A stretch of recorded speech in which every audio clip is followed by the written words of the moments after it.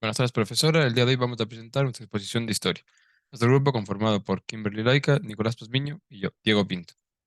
Vamos a hablar sobre las etapas del capitalismo. Iniciamos con un breve resumen de qué es el capitalismo. El capitalismo es un sistema económico en el cual prevalece mucho la propiedad privada, los medios de producción y la libertad de mercado. Entre estos medios de producción se hace referencia a los recursos naturales, humanos y las herramientas. También para la temporalidad nos guiamos un poquito entre el siglo XVIII. Ahora bien, empezaré con la primera etapa, el capitalismo comercial. Para esta, todo empieza en el siglo XV hasta el siglo XVIII. Esta es la primera etapa del capitalismo y es también llamada precapitalista, y en esta empiezan a surgir las ideologías mercantiles. También se puede evidenciar un cambio con respecto al feudalismo, ya que en este momento la tierra deja de tener un valor para darte poder, sino un valor relacionado a las ventas. Es decir, si tú tenías una propiedad, simplemente se convertía como un bien más con el cual poder comercializar. Ahora bien, la pregunta que yo me he planteado es, ¿en qué medida se podría decir que el surgimiento del capitalismo comercial fue el verdugo del feudalismo y la nobleza? Ok, el capitalismo comercial. Para empezar, gracias al descubrimiento de nuevos caminos, estos abren el paso a la acumulación de capital, es decir, a un aumento de la economía. Esto a su vez trajo como consecuencia nuevos medios de comercio, en este caso el comercio triangular, el cual, como se puede ver ahí, iba desde Europa hacia África Occidental y terminaba en América con el consumo de azúcar, de telas. Ok, también podemos ver un cambio en la economía. Este en cambio impulsó transformaciones sociales y políticas. También se evidencia el surgimiento de las primeras ciudades. Un dato por el cual se puede evidenciar una continuidad con respecto a los modos de producción pasados es con la alfarería y la alfabrería, las cuales también se volvieron como actividades económicas. Y gracias a este surgimiento de las primeras ciudades, como mencioné, se puede evidenciar un notable aumento de poder e importancia entre de los burgos y, como mencioné anteriormente, empieza a dejarse totalmente de lado al feudo. Ok, un factor de gran importancia es que el Estado tiene cero control sobre la economía. Esto también nos demuestra una continuidad con la actualidad, ya que ya que en el capitalismo la participación del Estado es nula. También, eh, gracias a esto que mencioné anteriormente del feudalismo, el poder que tenía la gente con tierras empieza a perderse totalmente. Y esto trajo a causa del surgimiento de una nueva clase social que es la burguesía. Ahora hablaré brevemente sobre la burguesía. Esta es una nueva clase social que tenía gran cantidad de riquezas, y esto gracias a todas sus ventas y negocios que tenía.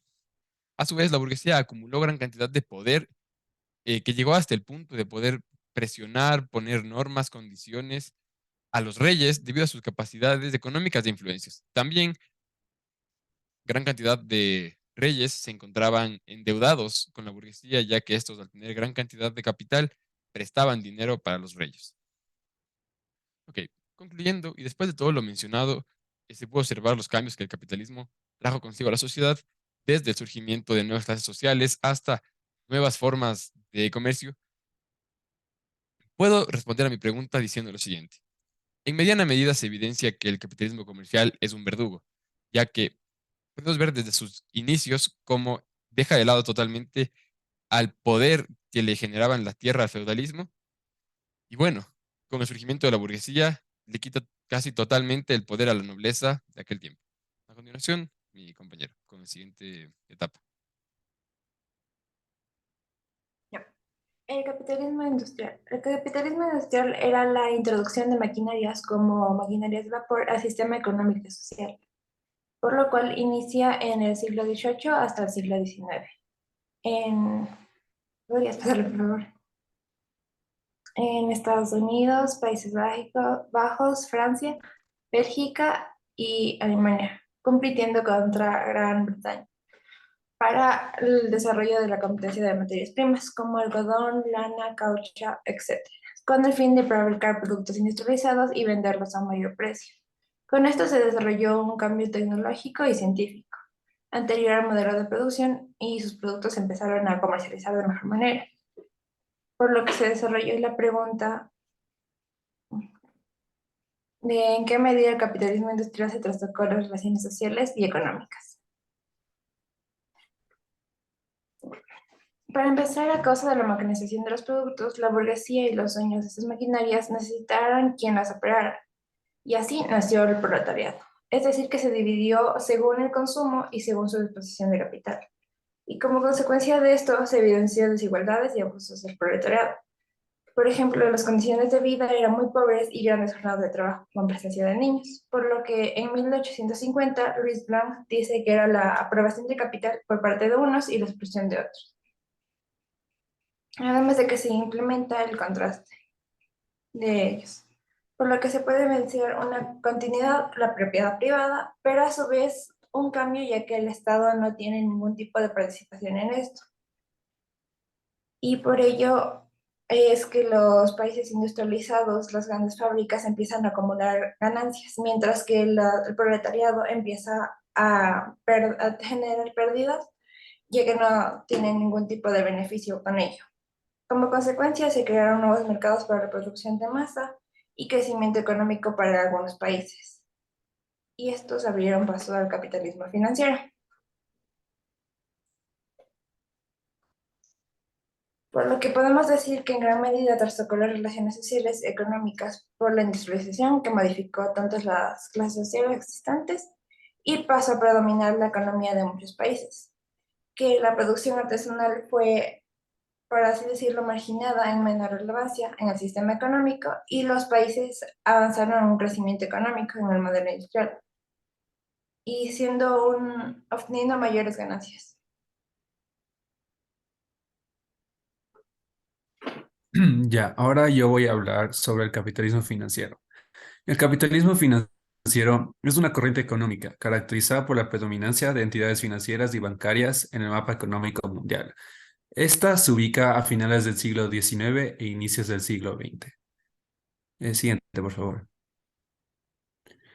Aquí fue pertinente plantear esta pregunta. ¿En qué medida las innovaciones bancarias del capitalismo financiero fueron los precursores de las finanzas como la conocemos?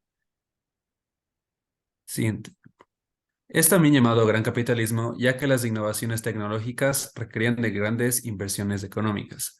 Aquí los bancos tenían un importante papel, ya que ellos eran los responsables de apoyar a las empresas con préstamos o volviéndose inversores de las mismas. Aquí la principal consecuencia es que los bancos, al ser inversores de ellas, siempre van a buscar obtener beneficios de ellas. También aquí, a causa de esto, surgieron técnicas como el Taylorismo y el Fordismo.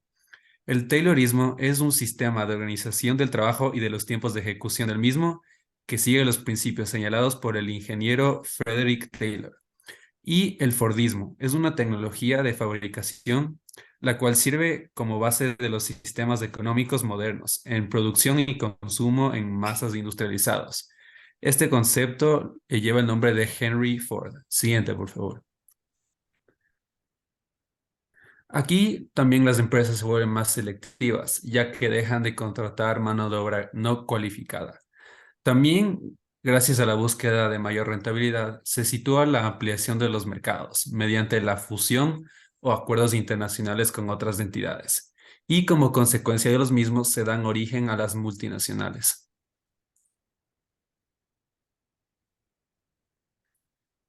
Ahora, para dar una respuesta a la pregunta planteada, podemos decir que en gran medida todas las innovaciones bancarias que sucedieron o fueron planteadas en el siglo XIX y XX dieron origen a los bancos, al concepto de cómo lo conocemos actualmente, sus políticas y sus formas de actuar. Bueno, eso ha sido todo. Muchas gracias por su atención. Esta fue nuestra exposición y adiós.